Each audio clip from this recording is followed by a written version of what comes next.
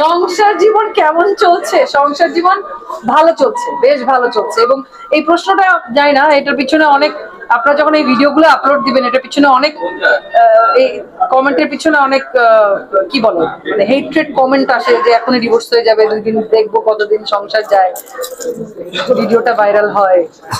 কেন বলেছিলেন সংসার আমার ভালো লাগে না? হ্যাঁ, ওই যে আপনাদের কন্টেন্ট ভালো, ওইটা সবাই খুব মজা পেয়েছে ওইটার জন্য, এই জন্য সংসার আমার ভালো লাগে। তো গান, সংসার আমার খুবই ভালো লাগে, আমার মনে হয় সবারই সংসার ভালো লাগে।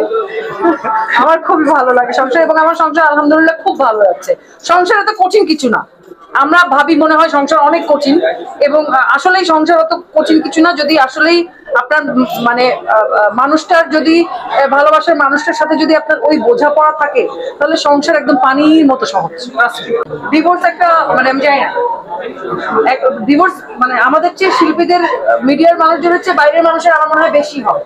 তাদেরটা সামনে আসে না, আমাদেরটা সামনে আসে দেখে আমাদেরকে সবাই, এবং আমার মনে হয় যে থাকে না একটা ফ্রাস্ট্রেশন বের করার একটা জায়গা আমাদের পোস্টে, বা আমরা কোনো কিছু বললে সেখানে কমেন্ট করা এক ধরনের রিলিফ। তাও এভাবেও যদি আমরা আসলে মানুষের উপকার করতে পারি, যে আমাদের পোস্টে কমেন্ট করে বা আমাদের ছবিতে কমেন্ট করে, একটা নোংরা কমেন্ট করে বা একটা ব্যাড কমেন্ট করে মানুষের যদি ফ্রাস্ট্রেশন বের হয়, মানুষ যদি একটু বেটার ফিল করে মানসিক ভাবে, তাও তো আমরা এক ধরনের মানুষের ইয়েতে অবদান রাখছি না মানে।